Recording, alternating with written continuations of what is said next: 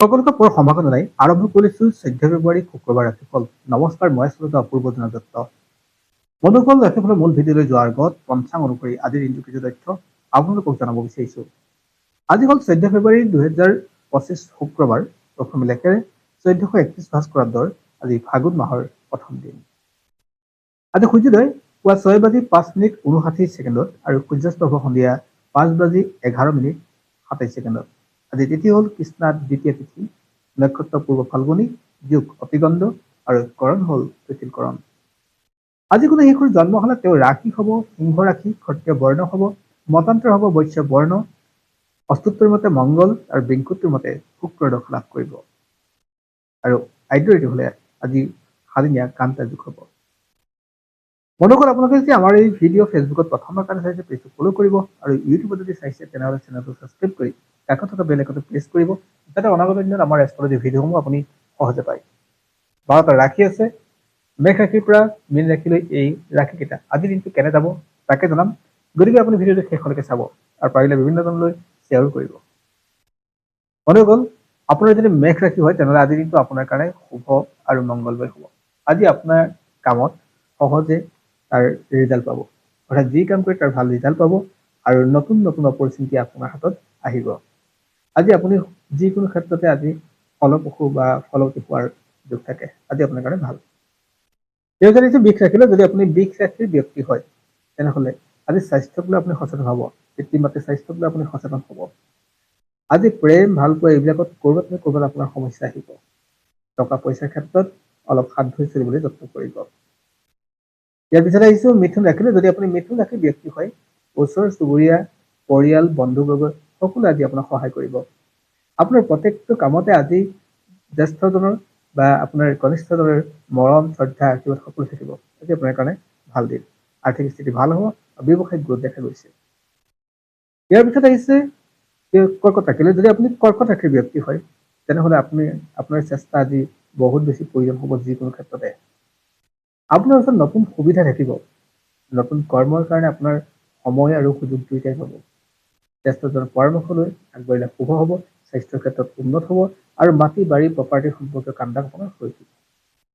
ইয়াৰ পিছত আহিছো সিংহ ৰাশিলৈ। যদি আপুনি সিংহ ৰাশিৰ ব্যক্তি হয় তেনেহ'লে আজি নতুন যিকোনো কাম আৰম্ভ কৰিব পৰা যোগ থাকে। আজি আপোনাৰ কাৰণে পজিটিভ আৰু ভাল বাৰ্তা আহিব।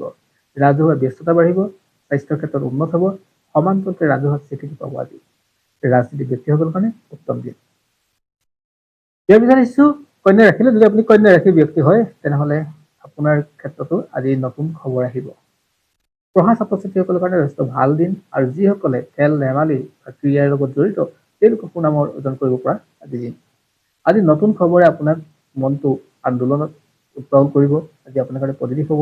পৰিয়ালৰ মাজত একতা বাঢ়িব, পতি পত্নীৰ মাজত আন্তৰিকতা বাঢ়িব, প্ৰেমিক প্ৰেমিকাসকলৰ কাৰণে আজি যথেষ্ট শুভ দিন।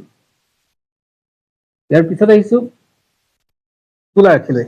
যদি আপুনি তুলা ৰাশিৰ ব্যক্তি হয় আজিৰ দিনটো আপোনাৰ ক্ষেত্ৰত হঠাৎ পইচা অহাৰ যোগ থাকে। স্বাস্থ্যৰ ক্ষেত্ৰত উন্নত হ'ব আৰু সমান্তৰালকৈ মান মৰ্যাদাও আপোনাৰ বৃদ্ধি পাব।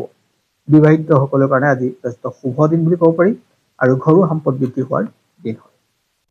ইয়াৰ পিছত আহিছো বৃশ্চিক ৰাশিলৈ। যদি আপুনি বৃশ্চিক ৰাশিৰ ব্যক্তি হয় তেনেহ'লে কথাবিলাক কওঁতে কামবিলাক কৰোঁতে অলপ সাৱধান হ'ব লাগিব। আজি পুৰণি শত্ৰু বা পুৰণি যিকোনো ক্ষেত্ৰতে সমস্যাই আকৌ মূৰ ল'ব। গতিকে আজিৰ দিনটো কিছু ক্ষেত্ৰত কাম কৰোঁতে আপুনি সাৱধান হ'ব। শৰীৰ বৰ এটা ভাল নাথাকিব, বন্ধুৰ আগমন থাকিব, বন্ধুৱে সহায় কৰিব, কিন্তু আপোনাৰ স্বাস্থ্যত অলপ সচেতন হ'ব লাগিব। তাৰপিছত আহিছে ধনু ৰাশিলৈ। যদি আপুনি ধনু ৰাশিৰ ব্যক্তি হয়, বুকুৰ সমস্যা, পেট বিষ এনেকুৱা ধৰণৰ সৰু সুৰা বেমাৰবিলাক বা আপোনাৰ বেমাৰে আজি অলপ কষ্ট দিব। আৰ্থিক স্থিতি ঠিকেই থাকিব, মানসিক দৃষ্টি সৰু সৰুকৈ থাকিব।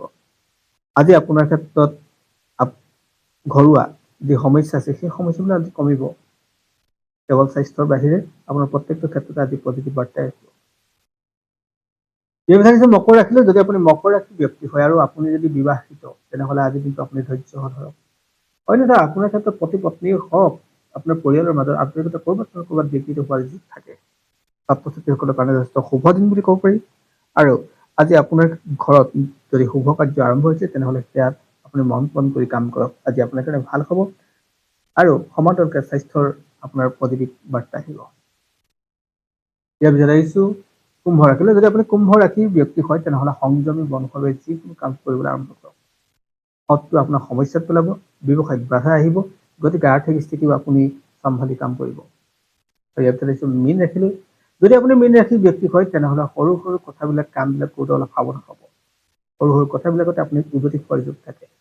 স্বাস্থ্য বৰ এটা ভাল নাথাকে, ব্যৱসায়িক ক্ষেত্ৰত বৰ এটা পজিটিভ দেখা পোৱা নাই। অৱশ্যে আপুনি যদি ছাত্ৰ ছাত্ৰী হয় তেওঁলোকৰ ক্ষেত্ৰত পজিটিভ বাৰ্তা আহিব। আজি অন্য ক্ষেত্ৰত জ্যেষ্ঠজনৰ পৰামৰ্শ ল'বলৈ নাপাহৰিব। ধন্যবাদ।